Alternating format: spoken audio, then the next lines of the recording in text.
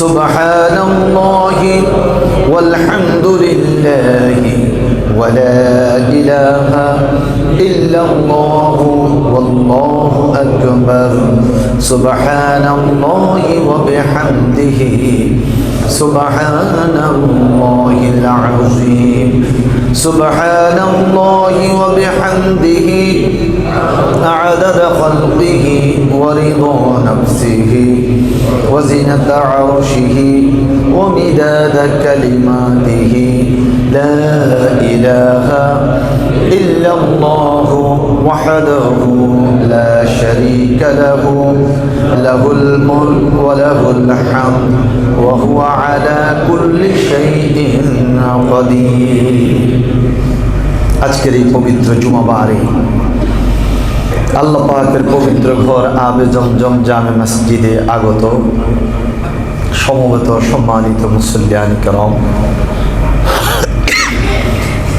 আমার একান্ত শ্রদ্ধেয় মুরব্বিয়ানে আযম, হযরত উলামায়ে কিরাম, আমার প্রিয় যুবকেরা, আমার স্নেহের তরুণ শিশু এবং কিশোরেরা, ছোট্ট ছোট্ট সোনামণিরা, পর্দা আলের সম্মানিতা মা বোনেরা এবং মেয়েরা, খুতবার আলোচনার প্রারম্ভেই আল্লাহ পাক রব্বুল আলামিনের শুকরিয়া আদায় করছি, যিনি আমাদেরকে ভালোবেসে তার পবিত্র ঘরে আসার তৌফিক দান করেছেন। আমরা সবাই পড়ছি আলহামদুলিল্লাহ। আমরা সবাই পড়ব রব্বানা লাকাল হামদ হামদান কাসীরান তাইয়িবান মুবারাকান ফীহি ইয়া রাব্বি লাকাল হামদু কামা ইয়ানবাগি লিজালালি ওয়াজহিকা ওয়া আযীমি সুলতানিক। আল্লাহু আকবার কাবীরান আলহামদুলিল্লাহি কাসীরান সুবহানাল্লাহি বুকরাতান ওয়া আসীলা। আল্লাহ পাক রব্বুল আলামিন আমাদের হামদ, আমাদের সানা, আমাদের তারিফ, আমাদের প্রশংসা কবুল করুন, মঞ্জুর করুন। আমরা সবাই পড়ি আমিন। সম্মানিত মুসল্লিবৃন্দ, রাসূল করিম সাল্লাল্লাহু আলাইহি ওয়াসাল্লামের একখানা হাদিস, আপনি অল্প একটু আমল করবেন, আপনার জন্য জান্নাতটা ওয়াজিব হয়ে যাবে। আপনারা শুনতে আগ্রহী, আমার কাছে এই জন্যই মনে হলো যে আপনারা না জেনে সুবহানাল্লাহটা পড়ে ফেলছেন। তাহলে বলেই দিই রাসূল সাল্লাল্লাহু আলাইহি ওয়াসাল্লামের সেই আমলটা কোনটা। রাসূল করিম সাল্লাল্লাহু আলাইহি ওয়াসাল্লাম বলেছেন, কোনো ব্যক্তি সুন্দর করে অজু করলো। কি করলো? অজু করলো। অজু করার পর সেই ব্যক্তি একাগ্র চিত্তে খুশু খুজু বিনয় ও নম্রতার সাথে শুধুমাত্র 2 রাকাত নামাজ পড়ল। এই নামাজটাকে তাহিয়াতুল ওযু বলা হয়। এই নামাজটা পড়ল, রাসূল সাল্লাল্লাহু আলাইহি ওয়াসাল্লাম বলেন তার জন্য জান্নাত ওয়াজিব হয়ে যাবে। দেখেন, আমরা তো অজু করি, অজু করার সময় কথা বলবো না, খুব মনোযোগ সহকারে ভালোভাবে আমরা অজুটা করে নেব। অজুটা শেষ, মসজিদে আমরা আসব। আসার পর একাগ্র চিত্তে মনোযোগ সহকারে 2 রাকাত নফল নামাজ তাহিয়াতুল ওযু এটা মনে করে আমরা আদায় করে নেব। হয়ে গেল। নবীজির ঘোষণা অনুযায়ী যিনি আমলটা করলেন তার জন্য জান্নাত ওয়াজিব। সুবহানাল্লাহ। আল্লাহ আমাদেরকে আমল করার তৌফিক দান করুন। এরপরে আসুন, আপনি আযান শুনলেন, সাথে সাথে মুয়াজ্জিন সাহেব যা বলছেন আযানের জবাব আপনি দিচ্ছেন। শুধু হাইয়া আলাস সালাহ, হাইয়া আলাল ফালাহর ক্ষেত্রে ব্যতিক্রম, লা হাওলা ওয়ালা কুওয়াতা ইল্লা বিল্লাহ, আল্লাহু আকবার, আল্লাহু আকবার, লা ইলাহা ইল্লাল্লাহ, আর সব ঠিক আছে। আযানের জবাব দিলেন, আপনি মসজিদে অবস্থান করছেন, আল্লাহ পাক রব্বুল আলামিন আপনার জিন্দেগির গুনাহগুলোকে মাফ করে দেবেন। এরপর আপনি আযান শুনলেন, জবাব দিলেন, আপনি দুরূদ শরীফ পড়বেন সাল্লাল্লাহু আলা সাইয়্যিদিনা মুহাম্মদ ওয়া আলিহি ওয়া আসহাবিহি ওয়া বারাকা ওয়া সাল্লাম। অথবা আপনি যে দুরূদ শরীফটা ভালো পারেন আপনি দুরূদ শরীফটা পড়বেন, পড়ে এরপরে আল্লাহুম্মা রাব্বা হাযিহি দাওয়াতিত তাম্মাহ ওয়াস সালাতিল কায়িমাহ আতি মুহাম্মাদানিল ওয়াসিলাতা ওয়াল ফাযিলাহ ওয়া বা'ithhu মাকামান মাহমুদানিল্লাযী ওয়া'আদতাহু ইন্নাকা লা তুখলিফুল মিয়াদ। আপনি রাসূল সাল্লাল্লাহু আলাইহি ওয়াসাল্লামকে উসিলা হিসাবে চাচ্ছেন। রাসূল সাল্লাল্লাহু আলাইহি ওয়াসাল্লাম বলেন, যে ব্যক্তি এইভাবে দোয়া করলো রাসূল করিম সাল্লাল্লাহু আলাইহি ওয়াসাল্লাম তার জন্য হাশরের ময়দানে শাফাআত করবেন। কত সহজ! আল্লাহ আমাদেরকে আমল করার তৌফিক দান। এই যে জান্নাতি মানুষেরা, আপনারা অনেক আগে মসজিদে এসে বসে আছেন, এখানে আপনাদেরকে কোনো ব্যক্তি কিছু দিবে এই আশায় কি কেউ এসে বসে আছেন? না, অনেক আগে আপনারা এসে বসেছেন। উদ্দেশ্য হলো রব্বুল আলামিনের রাজামন্দি হাসিল করা। যারা আল্লাহ পাকের সন্তুষ্টি লাভ করবে, আল্লাহ যাদের উপর সন্তুষ্ট হয়ে যাবেন তাদের জন্যই তো জান্নাত। অতএব আপনাদের নিয়তটা এমনই হোক এবং আল্লাহ পাক আপনাদের সকলকে জান্নাতের জন্য কবুল করেন। আর আপনাদেরকে যদি কবুল করে সাথে সাথে আল্লাহ তা আমাকেও কবুল করেন, আল্লাহুম্মা আমিন। সম্মানিত মুসল্লিবৃন্দ, যারাই এখানে সালাত পড়তে আসেন আপনারা হচ্ছেন আমার আত্মার আত্মীয়। আপনাদের সাথে আমার কোনো লেনদেন নাই, পাওনা দেনা নাই। এখানে খতিবের কারণে আসি, আপনারা মসজিদ জুমার খুতবা শোনার জন্য আসেন। আপনাদের মধ্যকার আমার আপনার আমাদের সাথে যে সম্পর্কটা, এটা হচ্ছে আমাদের একটা আত্মার সম্পর্ক।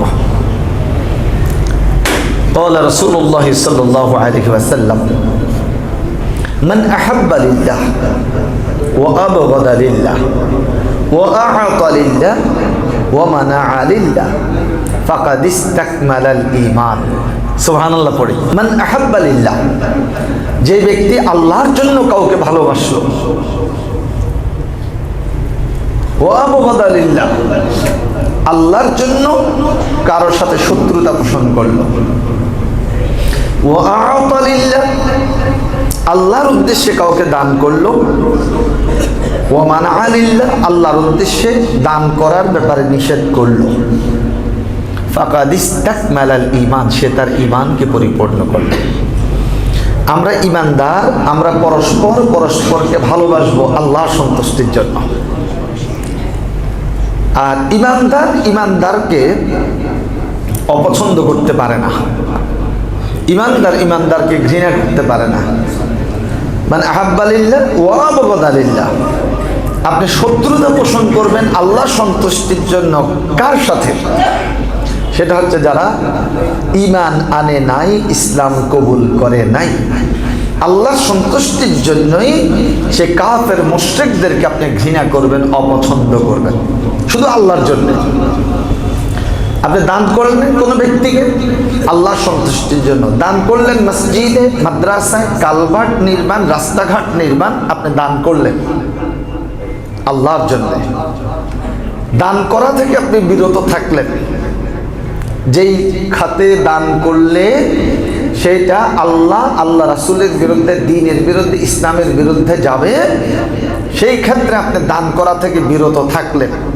এমন কাউকে আপনি টাকা দিলেন, সেই টাকাটা নিয়ে সুদে লাগাবেন। এমন কাউকে আপনি টাকা দিলেন, সেই টাকাটা দিয়ে সে মদ পান করবে। এমন কাউকে আপনি টাকা দিলেন, সেই টাকাটা দিয়ে সে প্রতিমা কিনবে, মূর্তি তৈরি করবে।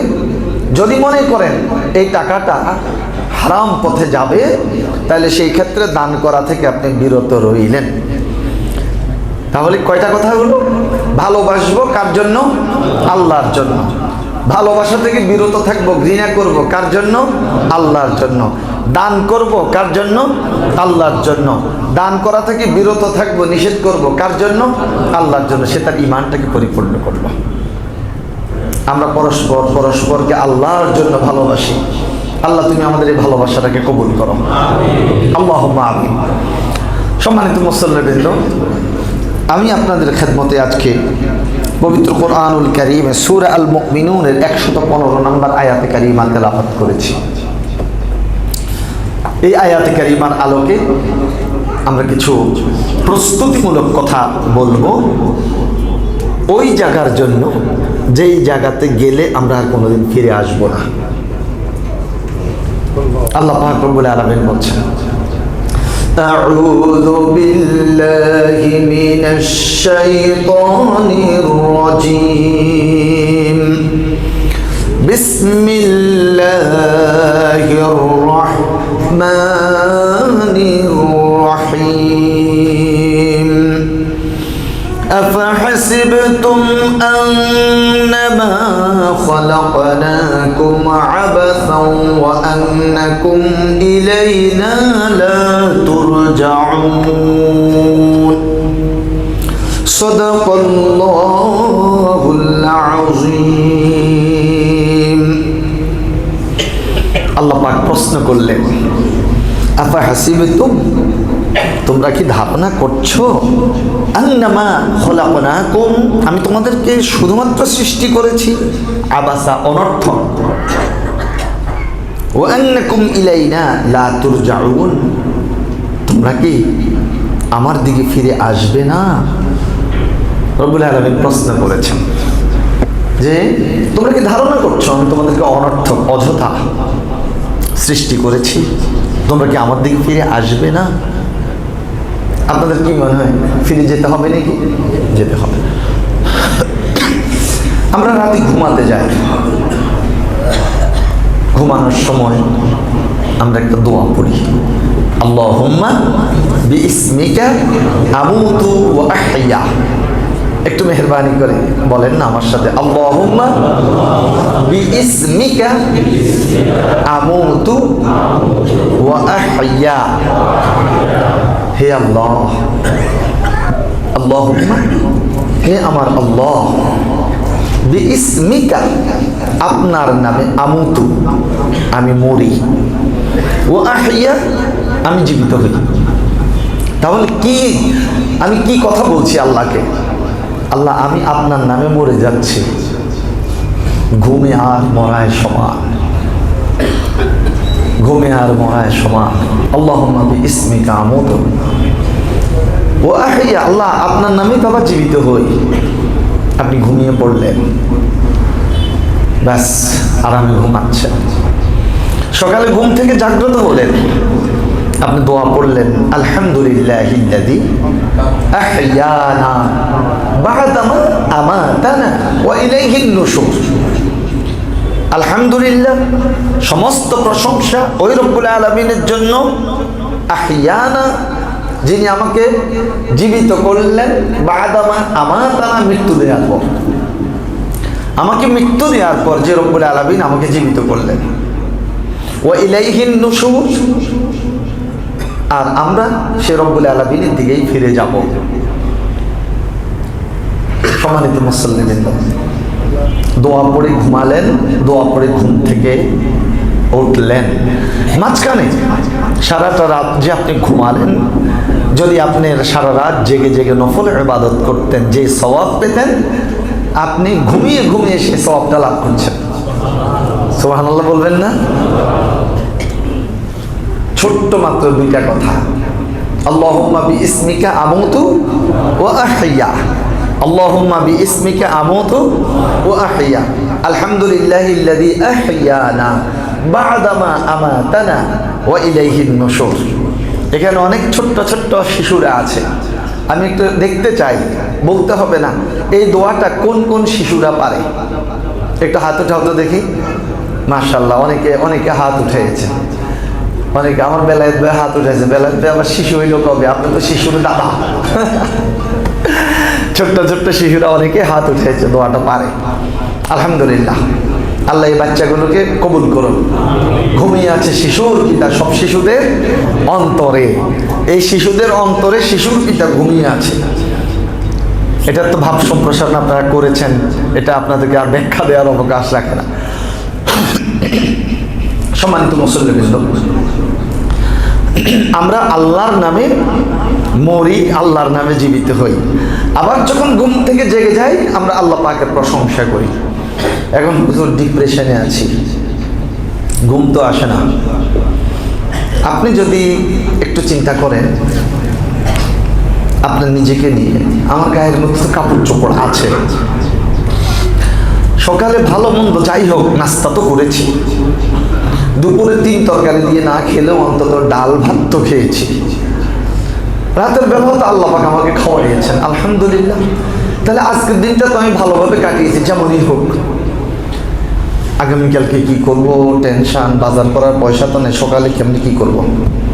আপনারা আগামীকালকে সকালের জন্য এত টেনশন করতে কে বলছে? আপনি তো ঘুমাচ্ছেন, ঘুমানোর সময় তো বলছেন যে আমি মরতেছি আল্লাহর নামে। আগামীকাল সকালে আপনি উঠবেন, সকালে বাজার করবেন, ওই হায়াত আপনি পাবেন, এত অ্যাডভান্স চিন্তা করার দরকার কি আছে? আল্লাহ আজকে সকালে নাস্তা করছি, দুপুরে খেয়েছি, রাতে খেয়েছি, আমি ভালো।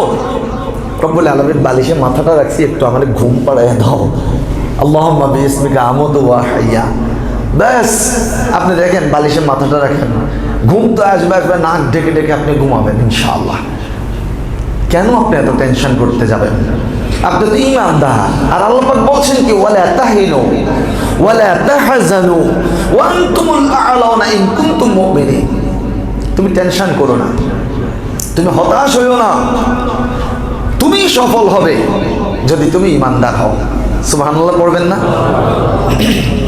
বান্দা মুসিবতে পড়া এটাও আল্লাহর রহমত, বান্দা ভালো থাকে এটাও আল্লাহর রহমত। একটা চমৎকার হাদিস রাসূল সাল্লাল্লাহু আলাইহি ওয়াসাল্লাম বলেছেন, জান্নাতে সবার আগে কোন ব্যক্তিরা যাবে? যারা ভালো অবস্থা আল্লাহ পাকের প্রশংসা করে আলহামদুলিল্লাহ, এবং বিপদ মুসিবতে পড়েও তারা আল্লাহ পাকের প্রশংসা করে পড়ে আলহামদুলিল্লাহ। ভালো মন্দ, সচ্ছল অসচ্ছল, সর্বাবস্থায় যে মানুষগুলো আল্লাহ পাকের প্রশংসা করে, রাসূল করিম সাল্লাল্লাহু আলাইহি ওয়াসাল্লাম ঘোষণা দিয়েছেন আল্লাহ এই বান্দাদেরকে সর্বপ্রথম জান্নাতে পাঠাবেন। সুবহানাল্লাহ পড়ি আমরা। তাহলে আমরা হতাশ হব না, আমরা টেনশন করব না, আমরা নিরাশ হব না, আমরা মুসিবতে পড়ে গেলেও বলবো আলহামদুলিল্লাহ, আল্লাহ আমাকে মনে হয় ভালোবাসেন, আল্লাহ আমাকে পরীক্ষা করেন, অতএব মুসিবত দিয়েছে, আল্লাহ তুমি মুসিবত দিয়েছো আলহামদুলিল্লাহ। আইয়ুব আলাইহিস সালাম তিনি নবী ছিলেন, তিনি বাদশাহ ছিলেন, তার বিশাল বড় চারণ ভূমি, সেখানে ছাগলের পাল, উটের পাল। একজনে খবর জানালেন, ওগো আল্লাহর নবী আইয়ুব, ওগো বাদশাহ আইয়ুব, আপনার উটগুলো সব মরে গেছে। তিনি বলছেন আলহামদুলিল্লাহ, ইন্না লিল্লাহি ওয়া ইন্না ইলাইহি রাজিউন। আপনার ছাগলগুলো সব মরে গেছে, বলে আলহামদুলিল্লাহ, ইন্না লিল্লাহি ওয়া ইন্না ইলাইহি রাজিউন। স্বাভাবিক। আপনার সন্তানগুলো তো সব মরে গেল, আলহামদুলিল্লাহ, ইন্না লিল্লাহি ওয়া ইন্না ইলাইহি রাজিউন। আইয়ুব, আপনার যে বিশাল বড় শস্য ক্ষেত, আপনার জমিনের সকল ফসলগুলো নষ্ট হয়ে গেছে, আলহামদুলিল্লাহ, ইন্না লিল্লাহি ওয়া ইন্না ইলাইহি রাজিউন। এরকম করতে করতে সব শেষ। আইয়ুব আলাইহিস সালামের বাদশাহীটাও চলে গেল। হতাশ নয়, এখন আর তিনি আর বাদশার রাজমহলে আর থাকতে পারলেন না, বের হয়ে গেলেন। এখন দেখতে পাচ্ছেন শরীর অসুস্থ, শরীর অসুস্থ, গায়ের মধ্যে কি যেন উঠেছে। আল্লাহ, তার ভালো তো হচ্ছে না, পানি পড়া শুরু করছে, পুষ পড়া শুরু করছে, শরীর ফেটে যাচ্ছে।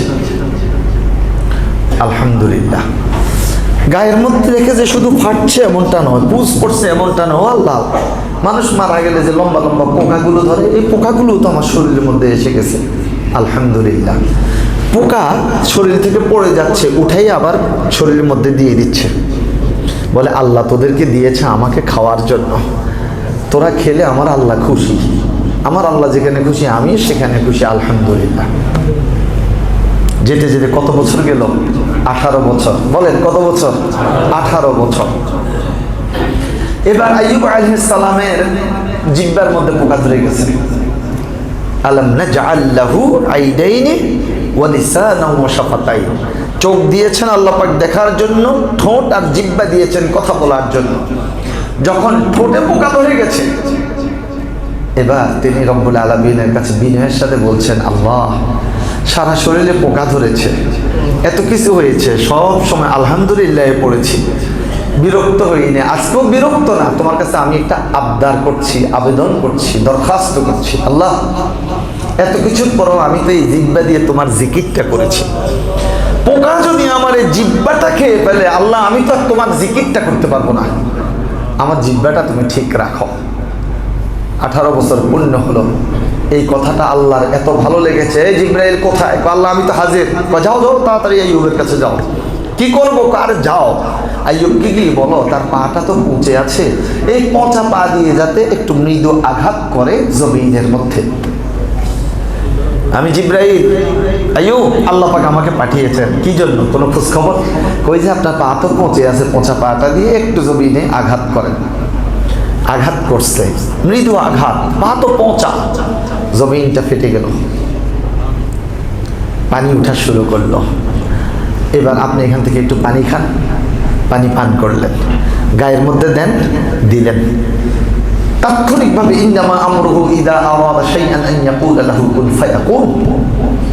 আল্লাহ যখন বলে হও, আর দেরি নেই, দেন আর দেন, ফায়াকুন, সাথে সাথে হয়ে যায়। তিনি সুস্থ বসে আছেন। কিছুক্ষণ পর তার স্ত্রী বিবি রহিমা ওনার জন্য একটু খাবার টাবার সংগ্রহ করে কাজবাজ করে আসছে। আইয়ুব আলাইহিস সালাম কি সুঠাম দেহের অধিকারী, সুন্দর, বসে আছেন। পেছন দিক থেকে স্ত্রী এসে আইয়ুবকে দেখতে না পেয়ে কান্দা শুরু করছে। যে ব্যক্তি বসা আছে বলতেছে, আপনি কি বলতে পারবেন আমার স্বামী পচা মানুষ, দুর্গন্ধ, সেই স্বামী আইয়ুব কোনো প্রাণী কি খেয়ে ফেলছে, দেখা যাচ্ছে না কেন, কোথায় আছে, আপনি কি দেখেছেন? উনি মনোযোগ দিয়ে কথাগুলো শুনে এরপরে পিছনের দিকে ফিরে তাকালেন। দেখেন তো আমি কি আপনার স্বামী আইয়ুব কিনা? বিভিন্ন রহিমা তাকাই বল, আল্লাহু আকবার। আপনার সাথে বিয়ে হওয়ার সাথে সাথে আমি যেরকম আপনাকে টকবকে যৌবন দেখছিলাম, যৌবন, আপনার তো সেরকম। হঠাৎ করে কিভাবে কি হলো? আসলে কি আপনি আইয়ুব, নাকি আইয়ুবের স্তরের ধরে অন্য কিছু বসে আছেন? তখন তিনি জানিয়ে দিলেন জিবরাইল আলাইহিস সালাম এসেছেন, এই ঘটনা, আল্লাহ পাক আমাকে এভাবে সুস্থ করে দিয়েছেন। আচ্ছা আপনি বলেন তো, আইয়ুব আলাইহিস সালামের বাদশাহী ছিল, চলে গেছে, রাজত্ব ছিল, চলে গেল, ধন সম্পদ চলে গেছে, শরীরের মধ্যে পচন ধরেছে, আর কোনোদিন সুস্থ হবে এটা তো তিনি কল্পনাও করেন নাই। জিহ্বা পোকা ধরে যাচ্ছিল। সে আইয়ুবকে আল্লাহ পাক আবার পরিপূর্ণ সুস্থ করে দিয়ে নবুয়তের দায়িত্ব পালন করাইছেন, আবার বাদশাহীও আল্লাহ পাক তাকে ফিরাই দিয়েছেন। তাহলে আমরা হতাশ হব কেন? বলেন, হতাশার কোনো কারণ আছে? সবাই একটাবার বলি আলহামদুলিল্লাহ। আলহামদুলিল্লাহ, আল্লাহ আপনাকে দিবে, হয়তো আপনি জানেন না। ইন্না মাআল উসরি ইউসরান, কঠিনের পর আল্লাহ পাক আপনার জন্য ভালো কিছু দেবেন। ইন্না মাআল উসরি ইউসরান, লাইসা লিল ইনসানি ইল্লা মা সাআ। কষ্ট ছাড়া মানুষ কিছু পায় না। আপনি বসে যাবেন না, হতাশ হবেন না, পড়ে যাবেন না, নতুন করে আপনি দাঁড়ানোর চেষ্টা করেন। দেখবেন যে আল্লাহ পাক রব্বুল আলামিন আপনার জন্য পথকে উন্মুক্ত করে দিয়েছে। আফাহাসিবতুম আন্নামা খালাকনাকুম আবাসা, ও বান্দা তুমি কি মনে করছো আমি তোমাকে অনর্থক সৃষ্টি করেছি? ওয়া আন্নাকুম ইলাইনা লা তুরজাউন, বান্দারে আমার দিকে কি তুমি ফিরে আসবে না? আমরা প্রতিদিন ঘুম থেকে উঠেই তো আল্লাহকে ওয়াদা দিচ্ছি, আল্লাহ আমরা আপনার দিকে আবার ফিরে যাব। আলহামদুলিল্লাহিল্লাযী আহইয়ানা বা'দামা আমাতানা ওয়া ইলাইহিন নুশুর। দুনিয়াতে এসেছি, আমরা কেউ থাকবো না, আমরা চলে যাব। আল কবরু মাউতুন, আল্লাহ পাক রব্বুল আলামিন দেওয়ানে আলী হযরত আলী রাদিয়াল্লাহু তাআলা খুব সুন্দর শের বলেছেন, আল মাউতু কাসুন কুল্লু নাসিন শারিবুহা ওয়াল কবরু বাবুন কুল্লু নাসিন দাখিলুহা আইয়ুহাস সাকিনু ফিল কসরিল মুআল্লা সাতুদফানু আন করিবিন ফিত তুরাবি। আল মাউতু কাসুন, মৃত্যু এটা একটা পান পেয়ালা। কুল্লু নাসিন শারিবুহা, প্রত্যেকটা মানুষ এই পান পেয়ালার স্বাদ গ্রহণ করবেই, পান করবেই। আল মাউতু কাসুন কুল্লু নাসিন শারিবুহা ওয়াল কবরু বাবুন কুল্লু নাসিন দাখিলুহা। কবর হলো আখিরাতের উদ্দেশ্যে যাওয়ার জন্য একটা দরজা। প্রত্যেকটা মানুষ সেই দরজা দিয়ে অবশ্যই প্রবেশ করবে। আইয়ুহাস সাকিনু ফিল কসরিল মুআল্লা সাতুদফানু আন করিবিন ফিত তুরাবি। হে সুউচ্চ প্রাসাদে অবস্থানকারী মানুষেরা শুনো, সাতুদফানু আন করিবিন ফিত তুরাবি, অচিরেই তোমাকে মাটিতে দাফন করা হবে। একটু দেখুন, বাবাকে কবর দিয়ে এসেছেন, মাকে কবর দিয়ে এসেছেন, নিকটতম আত্মীয় স্বজনকে কবর দিয়ে এসেছেন, যাকে নিয়ে বছরের পর বছর এক বিছানায় ঘুমিয়েছেন, সুখ দুঃখের কথা শেয়ার করেছেন, তাকে কবরে রেখে চলে এসেছেন। প্রাণ কাঁদে, মন কাঁদে, কিন্তু সেই মা বাবা, নিকট আত্মীয়, জীবন সঙ্গে ইচ্ছা থাকা সত্ত্বেও তাদের কোনো খোঁজ খবর নিতে পারছি না। এরপর কিছুদিন যাওয়ার পর কবরের মধ্যে ঘাস উঠে গেল, এরপর বিভিন্ন গাছ উঠে গেল। সেই কবরটা উঁচা ছিল, বৃষ্টির পানিতে আস্তে আস্তে এটা লেভেল হয়ে গেল। এক বছর পর গিয়ে এখন খুঁজতেছে, আব্বাকে তো মনে হয় এখান দিয়ে কবর দিয়েছিলাম, আম্মাকে তো মনে হয় এখান দিয়ে কবর দিয়েছিলাম, মনে হয়। সম্মানিত মুসল্লি বৃন্দ, একদিন আমাকে আপনাকে সেই কবরে যেতে হবে। যখন আমরা সেই কবরে যাব, আমাদেরকে রেখে চলে আসবে। এরপরে আমাদের কবরের উপরও বিভিন্ন গাছ উঠবে, বিভিন্ন ঘাস উঠবে, পড়ে থাকবে কবরের ভিতরে। কেউ আমাদের খোঁজ খবর নেওয়ার মতো থাকবে না, আর আমরা কোনো খোঁজ খবর দিতেও পারবো না।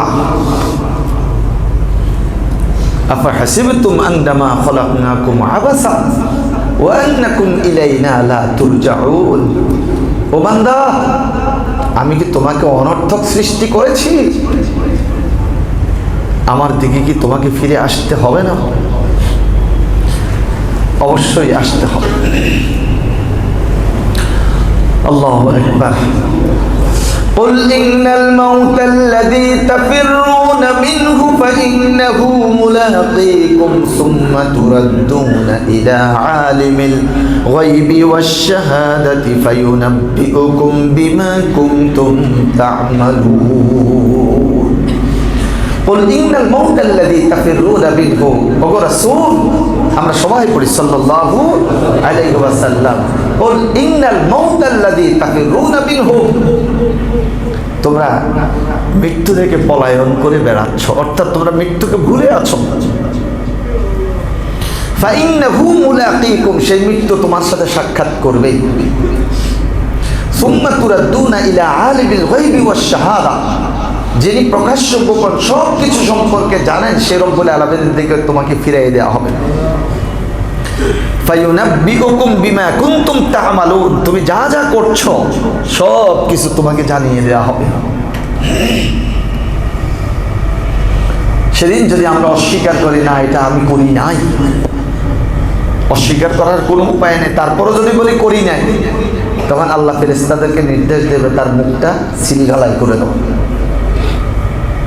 তখন اليوم نختم على أفواههم وتكلمنا أيديهم وتشهد أرجلهم بما كانوا يكسبون, মুখটাকে যখন মোহরাঙ্কিত করবে, সিলগালাই করে দেবে, হাত পা অঙ্গ প্রত্যঙ্গ তার বিরুদ্ধে কথা বলা শুরু করে দেবে। আল্লাহ সেদিন শত সহস্র কোটি কোটি মানুষের সামনে তুমি আমাদেরকে লজ্জিত করো না। আমরা সবাই বলি আমিন।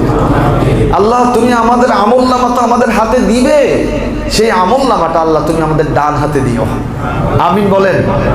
আল্লাহ তুমি আমাদের বাম হাতে আমল নামা দিও না, আর সেদিন আমাদের সকলকে বিনা হিসাবে আল্লাহ তুমি জান্নাত দিও। যাকে আল্লাহ হিসাবের জন্য ধরবে তার খবর করে ছাড়বে। এই জন্য রাসূল সাল্লাল্লাহু আলাইহি ওয়াসাল্লাম নিজে দোয়া করতেন, আল্লাহুম্মা হাসিবনি হিসাবান ইয়াসীরা। সবাই পড়ি আল্লাহুম্মা হাসিবনি হিসাবান ইয়াসীরা।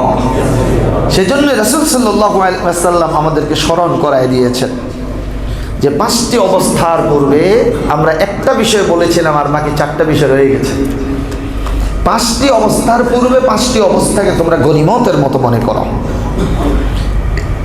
قال رسول الله صلى الله عليه وسلم لرجل وهو يعظه, রাসূল সাল্লাল্লাহু আলাইহি ওয়াসাল্লাম এক ব্যক্তিকে বলছেন এবং তাকে উপদেশ দিচ্ছেন, ইগদানিম খামসান ক্বাবলা খামসিন, 5টা অবস্থার পূর্বে 5টি অবস্থাকে গনিমত মনে করো, যুদ্ধলব্ধ মালের মতো মনে করো। 1 নাম্বার, শাবাবাকা ক্বাবলা হারামিকা, তোমার বার্ধক্য আসার আগে তুমি তোমার যৌবনকে প্রাধান্য দাও।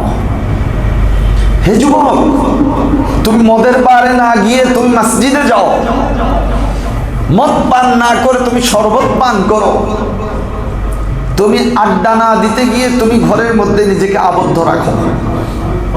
হে যুবক, তোমার মতো কত যুবক রোড অ্যাক্সিডেন্টে মারা গেছে, তোমার মতো কত যুবক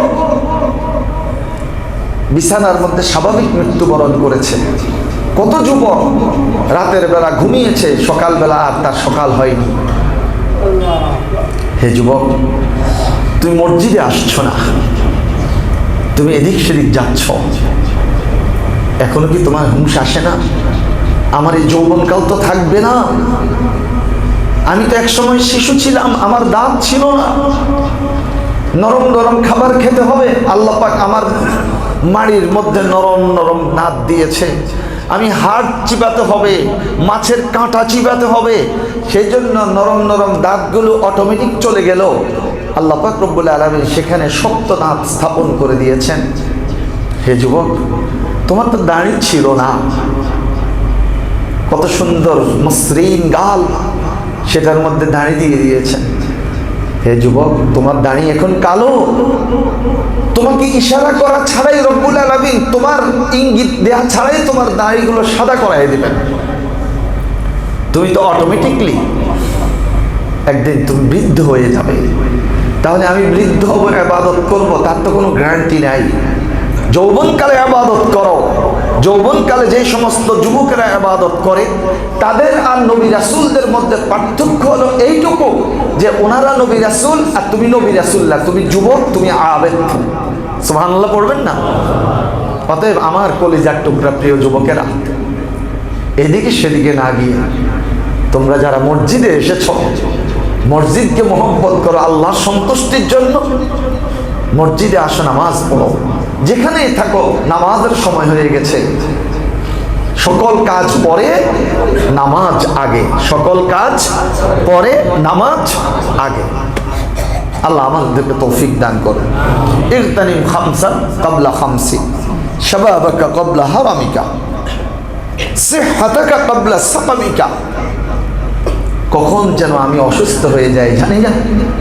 অতএব যতক্ষণ সুস্থ আছি সুস্থতাকে প্রাধান্য দেব, সুস্থতার সময়টাকে কাজে লাগাবো। আর যখন অসুস্থ হব তখন সেটা দেখা যাবে। সুস্থ আছেন, সুন্নত পড়েন, ফরজ তো পড়বেনই, নফল পড়েন, তাসবিহ করেন, জিকির আজগার করেন। অসুস্থ হয়ে পড়েছেন আর শোয়া থেকে উঠতে পারছেন না, অজু করতে পারছেন না, ঠিক আছে, শুকনা কোনো একটা মাটির পাত্রের উপর কোনো রকম তায়াম্মুমটা করে ইশারার সাহায্যে ফরজটা আদায় করেন। সুস্থ থাকা অবস্থায় যে ইবাদত বন্দেগী করে আপনি ডিপোজিট করে নিয়েছেন, অসুস্থ অবস্থায় শুধু ফরজটা ইশারা করছেন। আল্লাহ পাক আপনাকে মাফ করে দেবে। আপনার অন্য সুন্নত নফল মুস্তাহাবের যে ঘাটতিগুলো, আগে যে আমলগুলো করেছেন সেটা দিয়ে আল্লাহ ফিল আপ করানোর ব্যবস্থা করে দেবে। অতএব অসুস্থতা আসার পূর্বে তুমি তোমার সুস্থতাকে প্রাধান্য দাও। বেশি বেশি জিকির করেন, লা ইলাহা ইল্লাল্লাহ, সুবহানাল্লাহ, আলহামদুলিল্লাহ, ওয়া লা ইলাহা ইল্লাল্লাহু ওয়াল্লাহু আকবার।